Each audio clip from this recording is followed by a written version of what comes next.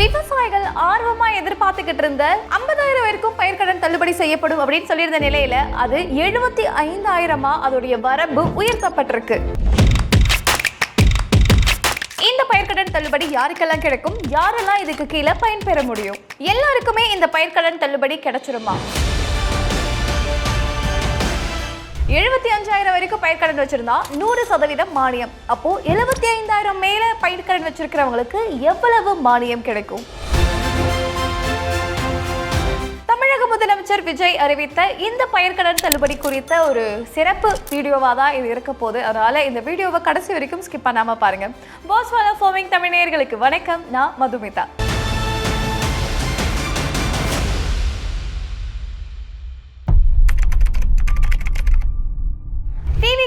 தேர்தல் பிரச்சாரத்தின் போது விஜய் அவர்கள் அறிவிச்ச அந்த மேனிஃபெஸ்டோன்னு சொல்லக்கூடிய தேர்தல் வாக்குறுதிகள் மக்கள் மத்தியில பெரிதும் ஈர்க்கப்பட்டுச்சு. அதுலயும் குறிப்பா விவசாயிகளுக்கு சொல்லப்பட்ட அந்த தேர்தல் வாக்குறுதியை நம்ம ரொம்பவே கவனிக்க வேண்டியதா இருக்கும். ஏன் அப்படின்னா, நாங்க ஆட்சிக்கு வரோம் அப்படின்னும் போது 100% பயிர் கடன் தள்ளுபடி செய்யப்படும் அப்படின்னு சொல்லியிருந்தாங்க. குத்தகை விவசாயிகள் மற்றும் விவசாய தொழிலாளர்களுக்கு நேரடியாக ஆண்டுக்கு ரூபாய் 10,000, 100% பயிர் காப்பீடு. அப்படி சொல்லியிருந்த நிலையில மே மாதம் பாத்தீங்க அப்படின்னா, யாரெல்லாம் 50,000 வரைக்கும் சிறு குறு விவசாயிகள் யாரெல்லாம் 50,000க்குள்ள பயிர்க்கடன் வாங்கியிருக்காங்களோ அவங்களுக்கு நாங்க 100% பயிர்க்கடன் தள்ளுபடி செய்வோம். 50,000க்கு மேல இருக்கு அப்படின்னும் போது ஒரு சர்டன் லிமிட் ஃபிக்ஸ் பண்ணியிருந்தாங்க. இந்த அளவுல உங்களுக்கு பயிர்க்கடன் தள்ளுபடியானது செய்யப்படும் அப்படின்னு சொல்லியிருந்த நிலையில விவசாயிகள் மத்தியில இது ஒரு பெரிய ஏமாற்றத்தை கொடுக்குது. நீங்க சொல்லியிருந்த ஒரு விஷயம் பயிர்க்கடன் முழுக்க தள்ளுபடி செய்யப்படும் அப்படின்னு சொல்லியிருந்தீங்க. பட் இப்போ நீங்க வரம்பு செட் பண்றது அப்படின்றது நீங்க சொன்னதுக்கும் நீங்க செய்யறதுக்கும் வேற மாதிரி இருக்கு அப்படின்ற பல எதிர்ப்பும் இருந்தது. இன்னொரு பக்கம் 50,000 வரைக்கும் 100% தள்ளுபடி அப்படின்றது ரொம்ப கம்மியா இருக்கு அப்படின்ற ஒரு குற்றச்சாட்டுமே எடுத்து வைக்கப்பட்டுச்சு. இந்த எதிர்ப்புகளுக்கு மத்தியில பல ஆலோசனைகளுமே நடத்தப்பட்டுச்சு. இப்போ என்ன பண்ணியிருக்காங்க அப்படின்னா, இந்த லிமிட் சொல்லியிருந்தேன் இல்லையா, 50,000க்குள்ள சிறு குறு விவசாயிகளானவங்க பயிர்க்கடன் பெற்றிருக்காங்க அப்படின்னும் போது அதை உயர்த்தி இப்போ 70,000 வரைக்கும் பாத்தீங்க அப்படின்னா இந்த பயிர்க்கடன் தள்ளுபடி செய்யப்படும் அப்படின்னு சொல்லியிருக்காங்க.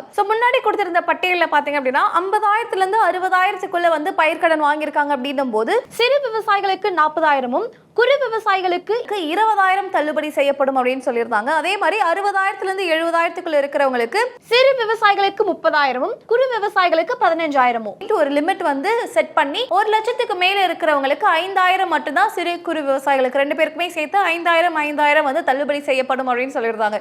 இப்போ அதை எல்லாத்தையுமே என்ன பண்ணியிருக்காங்க அப்படின்னா பரிசீலனை பண்ணி இன்னொரு ஷெட்யூலை கொடுத்துருக்காங்க. இதுல என்ன சொல்லியிருக்காங்க அப்படின்னா, நீங்க சிறு குறு விவசாயியா இருக்கீங்க, 75,000 வரைக்கும் வேளாண் கூட்டுறவு வங்கியில நீங்க பயிர்க்கடன் எடுத்திருக்கீங்க அப்படின்னும் போது உங்களுடைய அந்த கடனானது 100% தள்ளுபடி செய்யப்படும் அப்படின்னு சொல்லியிருக்காங்க.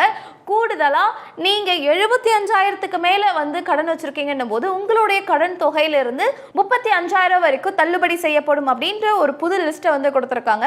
விவசாயிகள் நீங்க சொல்லுங்க, இந்த மறுசீரமைப்பு பண்ண இந்த ஒரு பட்டியல் உங்களுக்கு எந்த அளவுக்கு பயனுள்ளதா இருக்கும் அப்படின்னு நினைக்கிறீங்க?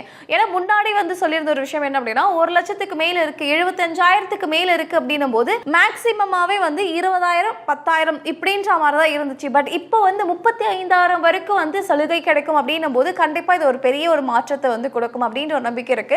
இந்த ஒரு இடத்துல இன்னொரு கவனிக்க வேண்டிய ஒரு விஷயம் என்ன அப்படின்னா, யாருக்கெல்லாம் இது கிடைக்கும், எல்லாருக்கும் கிடைச்சிருமா, எல்லா பேங்க்லயுமே பயிர்க்கடன் எடுத்த எல்லாருக்கும் கிடைச்சிருமா அப்படின்னு கேட்டீங்கன்னா கிடையாது. கூட்டுறவு வங்கியில நீங்க பயிர்க்கடன் எடுத்திருக்கீங்க அப்படின்னா மட்டும்தான் அவங்களுக்கு மட்டும்தான் இந்த பயிர்க்கடன் தள்ளுபடியானது கிடைக்கும் அப்படின்னு சொல்லியிருக்காங்க. அதே மாதிரி ஒரு சில பர்டிகுலர் டேட் கொடுத்துருக்காங்க. இந்த தேதியில இருந்து இந்த தேதிக்குள்ள நீங்க பயிர்க்கடன் எடுத்திருக்கீங்க அப்படின்னாலும் மட்டும்தான் இந்த தள்ளுபடியானது உங்களுக்கு கிடைக்கும் அப்படின்னு சொல்லியிருக்காங்க. 1/5/2025 இந்த தேதியிலிருந்து 28/2/2026 இந்த பீரியட் ஆஃப் டைம்குள்ள நீங்க வேளாண் கூட்டுறவு வங்கியில நீங்க பயிர்க்கடன் எடுத்திருக்கீங்க அப்படின்னும் போது உங்களுக்கு இந்த பயிர்க்கடன் தள்ளுபடியானது கிடைக்கும். இதில் கவனிக்க வேண்டிய இன்னொரு விஷயம் என்ன அப்படின்னா, இதனால பயன்பெறக்கூடிய விவசாயிகளுடைய எண்ணிக்கையானதுமே அதிகப்படுத்திருக்கு. நீங்க 75,000க்குள்ள கடன் பெற்றிருக்கீங்க அப்படின்னும் போது நீங்க குறு விவசாயியா இருக்கீங்கன்னும் போது கிட்டத்தட்ட 5,22,831 விவசாயிகள் இதனால பயன்பெறுவாங்க.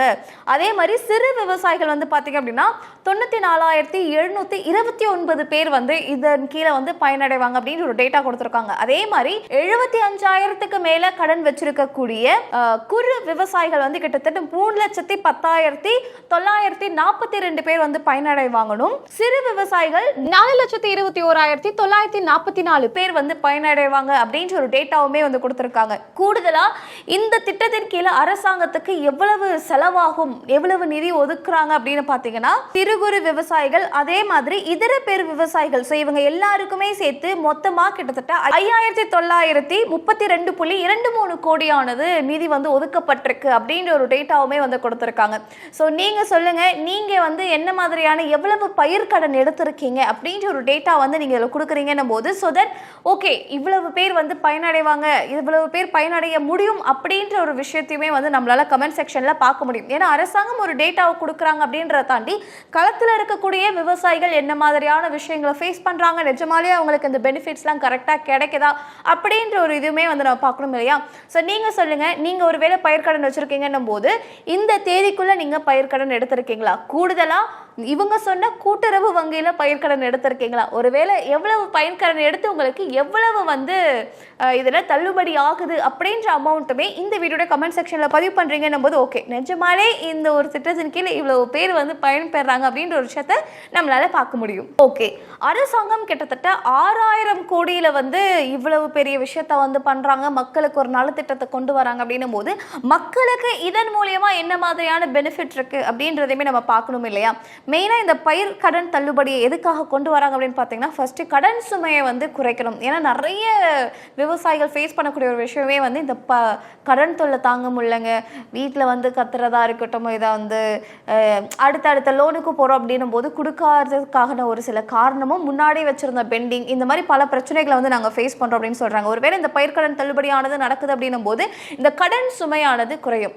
ரெண்டாவது, இந்த வட்டி பிரச்சனை, ஒருவேளை நம்மளால கரெக்டாக அந்த இதை வந்து கட்ட முடியலன்னும் போது வட்டி உங்களுக்கு இன்க்ரீஸ் ஆகிக்கிட்டே போகும். ஸோ இங்கே வட்டி பிரச்சனை இருக்காது. அதே மாதிரி இது வந்து கரெக்டாக க்ளோஸ் பண்ணிட்டோம் அப்படின்னும் போது அடுத்த வருஷத்துக்கு இல்லை அடுத்த சீசனுக்கு நம்ம வந்து ஒரு பயிர்க்கடன் வாங்குறோம் அப்படின்னும் போது வாங்குறதுக்கு உங்களுக்கு சுலபமாக இருக்கும். ஒருவேளை அதை நீங்கள் க்ளோஸ் பண்ணலன்னும் போது இன்னொரு பயிர்க்கடன் உங்களால் வாங்க முடியாது.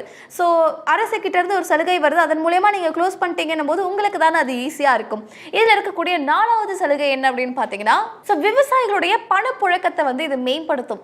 ஸோ வருஷம் இல்லை மாதம் வந்து நான் ஒரு தொகையை எடுத்து பெருசாக வைக்கிறேன், வட்டி கட்டுறேன் இல்லை வந்து அசல் கட்டுறேன் அப்படின்னும் போது இங்கே விவசாயிக்கு தேவையான ஒரு தேவை இருக்கும் இல்லையா, அந்த தேவையை பூர்த்தி செய்கிற அளவுக்கான அந்த பணப்புழக்கமானது இங்கே இருக்காது. ஸோ இதை முடிச்சுட்டாங்கன்னும் போது அவங்களுடைய டே டு டே பணப்புழக்கத்துக்கு அது ரொம்பவே ஈஸியாக இருக்கும். ஸோ தமிழக அரசாங்கம் அறிவிச்ச இந்த பயிர்க்கடன் உங்களுக்கு எந்த அளவுக்கு பயனுள்ளதாக இருக்கும் அப்படின்னு நினைக்கிறீங்க? கூடுதலாக இதனால் உங்களுக்கு என்ன மாதிரியான நன்மைகள் இருக்கும், இது நிஜமாலே உங்களுக்கு பெனிஃபிட்டாக இருக்குமா அப்படின்னு பல விஷயங்கள் உங்ககிட்ட கேட்டிருந்தேன். கண்டிப்பாக கமெண்ட் செக்ஷனில் அதுக்கான ரிப்ளை வரும் அப்படின்ற ஒரு நம்பிக்கை எனக்கு இருக்குது. கண்டிப்பாக ரிப்ளை பண்ணுங்கள்.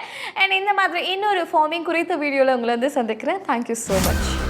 பிராண்ட் பார்ட்னர்ஷிப் மற்றும் அட்வர்டைசிங் என்கொயரிஸ்க்கு brand@bosswala.com என்ற இமெயில் ஐடிக்கோ அல்லது 9108014192 என்ற வாட்ஸ்அப் எண்ணை தொடர்பு கொள்ளலாம். பாஸ்வாலா, பி த பாஸ்.